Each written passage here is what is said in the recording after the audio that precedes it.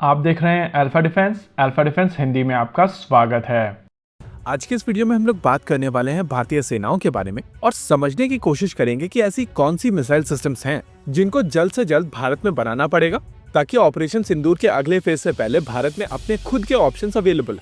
Specifically हम लोग यहाँ पर दो सिस्टम्स के बारे में बात करेंगे जिनको ऑपरेशन सिंदूर के दौरान भारतीय वायुसेना की तरफ से एक्सटेंसिव तरीके से यूज किया गया था। पहला सिस्टम है स्काल्प। रफाल फाइटर जेट्स के साथ में यूज की जाने वाली यह स्टेल्दी क्रूज मिसाइल सिस्टम यूक्रेन से लेकर पाकिस्तान तक सुपर हिट रही है और ये मिसाइल सिस्टम एक ऐसा कंपोनेंट है जिसको इंडिजिनस तौर पर बनाना पड़ेगा और भारत के पास में ऐसे ऑप्शंस होने चाहिए। स्काल्प की अगर बात की जाए तो ये 1300 किलोग्राम की मिसाइल सिस्टम है जिसमें 450 किलोग्राम के वॉरहेड का प्रयोग किया जाता है और टर्बोजेट इंजन से पार की जाने वाली ये मिसाइल सिस्टम 0.95 माक तक की मैक्सिमम स्पीड अटेन कर सकती है और 550 किलोमीटर की मैक्सिमम दूरी पर अपने टारगेट को मार सकती है। इन स्पेसिफिकेशंस को देखकर ऐसा लगेगा कि स्काल्प एक सबसोनिक मिसाइल सिस्टम है। और क्या खास है इस मिसाइल सिस्टम में? वेल, स्काल्प की जो सबसे बड़ी यूएसपी है वो है इसका स्टेल्दी प्रोफाइल। अगर आपके एनिमी की तरफ से आपके किसी भी हाई वैल्यू टारगेट के ऊपर स्काल्प जैसी मिसाइल सिस्टम लॉन्च कर दी जाती है तो इस मिसाइल सिस्टम को रेडार्स के ऊपर डिटेक्ट करना काफी मुश्किल है और नेचुरल है कि अगर आप इस मिसाइल सिस्टम को डिटेक्ट नहीं कर सकते हैं तो आप इसको ट्रैक नहीं कर पाएंगे और ट्रैक नहीं कर पाएंगे तो एंगेज नहीं कर पाएंगे।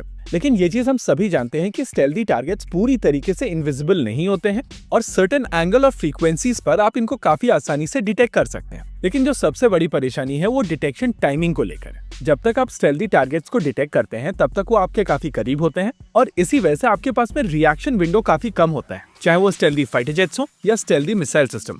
ऑपरेशन सिंदूर के दौरान भारतीय वायुसेना की तरफ से स्काल्प मिसाइल सिस्टम्स को काफी अच्छे नंबर में यूज किया गया था, लेकिन ये missile systems imported missile systems हैं और इसी वजह से जरूरी है कि भारत अपनी इसी कैटेगरी की मिसाइल सिस्टम्स को बनाए। वैसे इस कैटेगरी की एक एडवांस मिसाइल सिस्टम के ऊपर ऑलरेडी काम चल रहा है और वो मिसाइल सिस्टम स्काल्प से एक नॉच ऊपर रहने वाली है। यहाँ पर हम लोग बात कर रहे हैं कैट्स हंटर के बारे में जो HAL के कॉम्बैट एयर टीमिंग सिस्टम्स के साथ में ऑफर की गई थी। इस सिस्टम को लेकर अपडेट है कि इसकी मेटल कटिंग लगभग 6 महीने पहले हो गई थी और इस समय ये मिसाइल सिस्टम फैब्रिकेशन में है।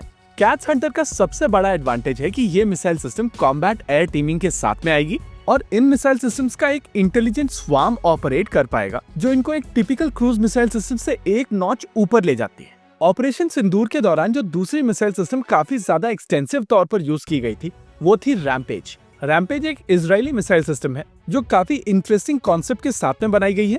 इजरायली कंपनी एल्बिट का एक सिस्टम है जिसका नाम है एक्स्ट्रा यानी कि एक्सटेंडेड रेंज आर्टिलरी।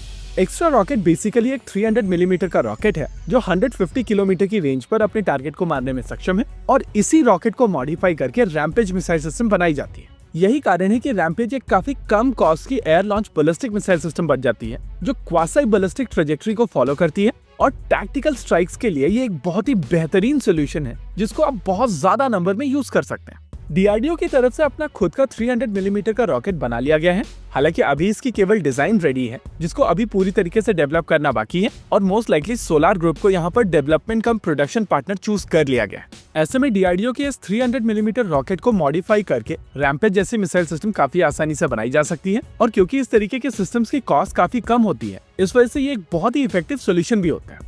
वैसे आप में से बहुत सारे लोग यहाँ पर कहेंगे कि ऑपरेशन सिंदूर के दौरान भारतीय वायुसेना की तरफ से BrahMos supersonic cruise missile system का भी काफी एक्सटेंसिव प्रयोग किया गया था, लेकिन मैं आपको बता देता हूँ कि ब्रह्मोस को बहुत ज्यादा नंबर में यूज नहीं किया गया था बल्कि भारत ने केवल 15 BrahMos supersonic cruise missile systems का प्रयोग किया था जिसमें पाकिस्तान की ये हालत हो गई। वैसे ऑपरेशन सिंदूर के दौरान एक ऐसे तरीके के मिसाइल सिस्टम के बारे में हम लोगों ने बहुत ज्यादा बातचीत नहीं की है जो अगर कॉन्फ्लिक्ट लंबा चलता तो उनका प्रयोग होता और ये मिसाइल सिस्टम है सबसोनिक क्रूज मिसाइल सिस्टम्स जैसे कि निर्भय। एक लंबे कॉन्फ्लिक्ट के दौरान हजारों के नंबर में निर्भय जैसी मिसाइल सिस्टम्स का प्रयोग होगा और इस वजह से इस तरीके की मिसाइल सिस्टम्स को भी डेवलप करना भारत के लिए एक इम्पोर्टेंट एस्पेक्ट होगा। इसी के साथ आज के इस वीडियो में रखते हैं केवल इतना ही। वीडियो को अंत तक देखने के लिए धन्यवाद। देखते रहिए अल्फा डिफेंस। जय हिंद।